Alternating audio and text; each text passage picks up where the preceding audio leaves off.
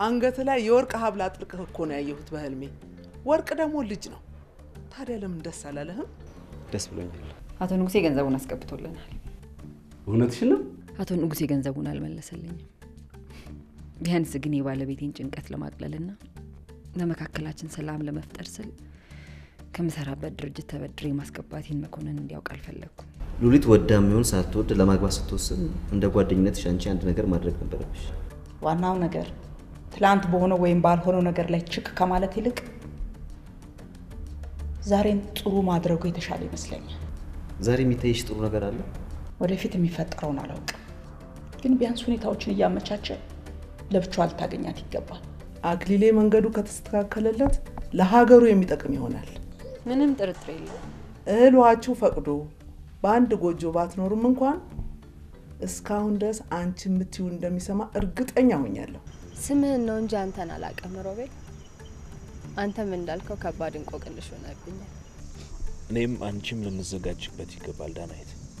እስከምን የደረሰ መቀራረብ ነው የነበረን? የተለየ መቀራረብ የነበረን አይመስለኝም። ብቻ ግን ልብ ውስጥ የተጫረ ምንም አይነት የፍቅር ስሜት አልነበረም ማለት ነው። ደስ ትይ ነበር። ከዛ ባለፈ ግን የተለየ ስሜት ኖሮኝ አያውቅም። አመሰግናለሁ። አንተ ነህ? አቤት። አንተስ ወላጆችህና መምህራኖችህ የሚሉህን ለመቀበል ዝግጁ ነህ? አዎ ዝግጁ ነኝ። በነገራችን ላይ ባለቤቴ ፈርታውት ነው እንጂ እንዳስተማሯት እየነገረችኝ ነበር። ይገርማል። ተማሪ ነበርሽ? አዎ ብሩህ ተስፋ የሚባል ትምህርት ቤት አስተምረውኛል። እኔ ማዘጋጀው ህልም አለኝ የሚል ፕሮግራም ነበር። ስለዚህ አክሊሉ መርሻ ጓደኛ ነሻ?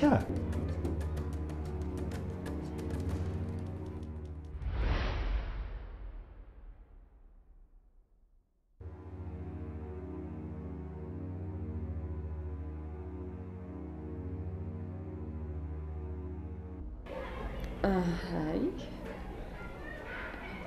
እኔ እንኳን አላወቅኩትም። በጣም ይቅርታ፣ የሥራ ስልክ ስለሆነ እንዳናገር ይፈቀድልኝ። ይቻላል። ይገርማል። አክሊሉን እንዴት አታውቂው? የሚኒ ሚዲያው ዋና ተሳታፊ ያለው፣ በዛ ላይ በትምህርት ቤት ውስጥ በሚደረጉ የሥነ ጽሑፍ ውድድሮች ተሸላሚ ነበር። እንዴት ጓደኛሽን ረሳሽው? ምናልባት እኔ እዛ ትምህርት ቤት ከመግባቴ በፊት ይሆን?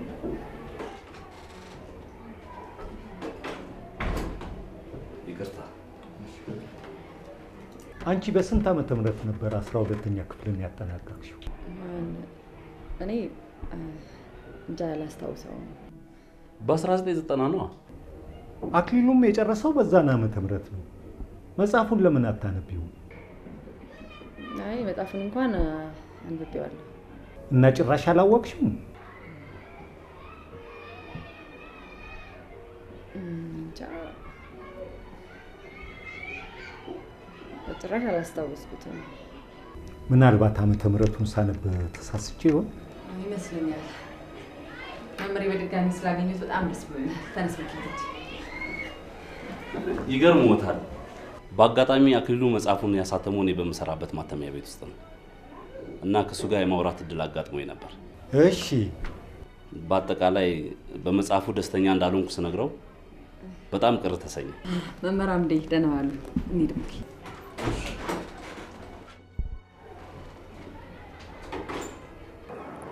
አንተ እኮ በጣም እድለኛ ነህ። በአንተ በጣም እቀናለሁ። ተነስ ዮናታን፣ ባስኬትቦል እንጫወት። ነናውም እየጠበቁ ነው። ዛሬ መጫወት አልፈልግም። በእናትህ ዮናታን፣ እዚህ ብቻ ነው የምትሰራው? ብቻዬን መሆን ስለፈለኩ ነው። በቃ እኔም አልሄድም። ሂድና ተጫወት። አንተ ነህ። እኔ እኮ ስለደበረኝ ነው። አንተን ከደበረ እኔም ደስ አይለኝም። ትቼዋለሁ። እሺ በቃ እንሂድ።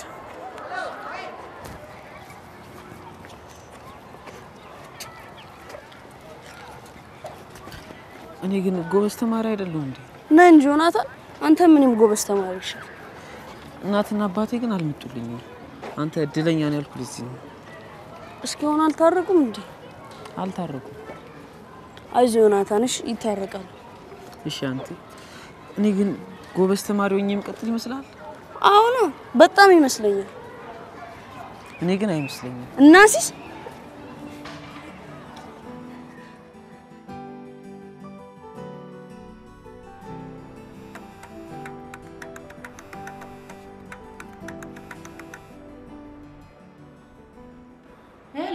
ሰለሙና እኔ በየቀኑ እየገጠመኝ ያለው ነገር በጭራሽ እውነት አልመስልሽ እያለኝ ነው።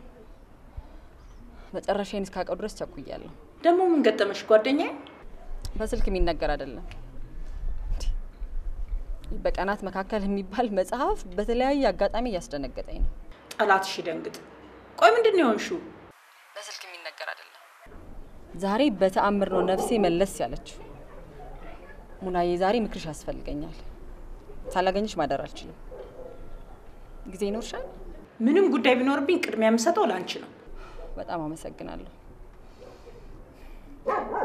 በተረፈ ዳናይትን በተመለከተ የሰጠሽኝ የቤት ስራ የመጨረሻ መልስ ዛሬ እንድትሰጪኝ እፈልጋለሁ። ችግር የለም።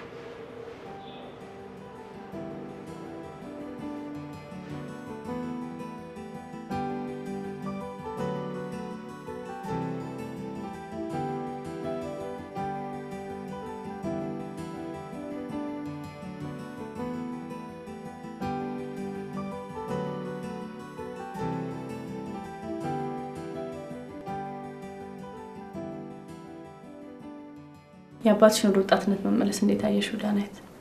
ሽበትን ቀለም በመቀባት ወጣት መሆን ይቻላል እንዴ? እኔ እንደዛ አስባለሁ። በዛ ላይ አባትሽ ያለ እድሜ ነው የሸበተው።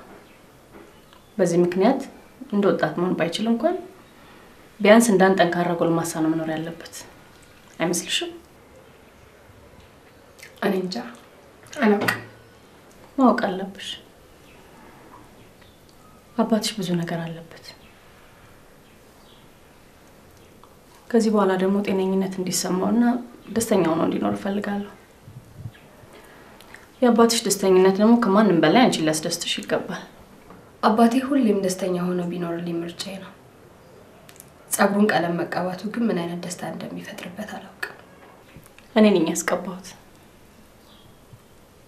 ልክ አይደለም?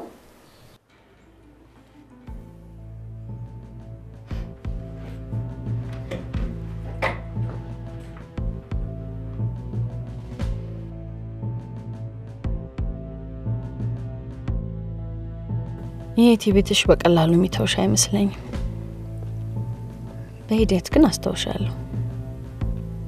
በአባትሽ ፍቅር ከንፌ ጠብር ግፍ እያልኩለት መስሎሽ ከሆነ ተሸውደሻል። ቤቱ ድረስ ዘልቄ የገባሁት ለአንድ ትልቅ ዓላማ ነው። ስለዚህ አንቺ ትቤት አያስጨንቀኝ።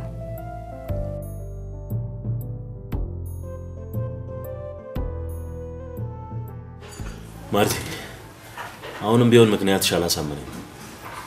ለኔ ከበቂ በላይ የሆነው ምክንያት ላንተ ምንም ላይሆን ይችላል። ስለዚህ እንዲያሳምንህ አልጠብቅም። ረጋ ብለሽ ብታስቢበት መልካም ይመስለኛል። በአዲሱ ፕሮጀክት ውስጥ እኮ የቡድኑ አባል ሆነሽ ተመረጥሽው በብቃትሽ። ብቃቴን አውቃለሁ። ግን አንተ ስራዬን በአግባቡ እንዳልሰራና ነፃነት እንዳይሰማኝ እያደረክኝ በየለቱ ከምታበሳጨኝ ራሴን ከቡድኑ አግኛለሁ። የኔና አንቺ ጉዳይ ከስራ ጋር ምንም ያገናኝ ነገር የለም። በጣም የምታበሳጭ ሰው መሆንን ግን ታውቃለህ? አላውቅም። ጨጓራ የምትልጥ ሰው ነህ።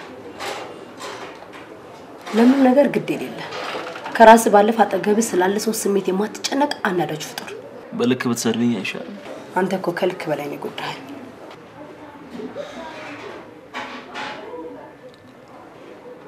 ቆይ ይሄን ያክል የሚያናድድሽ ጥፋት ያጠፋሁት ምኑ ላይ ነው? ስለ ሉሊት እንደሆነ በተደጋጋሚ ተነጋግረናል አይደል እንዴ? አዎ ተነጋግረናል። አንተ ግን ደግመህ እዛው ነህ። የት ማለት? ሉሊት ጋር ነው። ቆፍጣናዋ፣ ልበ ሙሉዋ፣ ስራ ወዳዷ እያልክ ከጓዳ እስከ አደባባይ የምታወድስላት ሉሊት ጋር ነህ። በዛ እንድትይኝ አልፈልግም። ከዚህ የተሻለ ሌላ ምን ነገር እስኪኖር ድረስ ለጊዜው ምን ይሄ ብቻ ነው።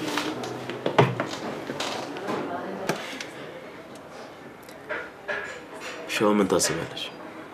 የኔ ከቡድኑ መውጣት ምንም ያጎለው ነገር አለ? ብዙ ነገር ይጎላል። ውሸትህን ነው።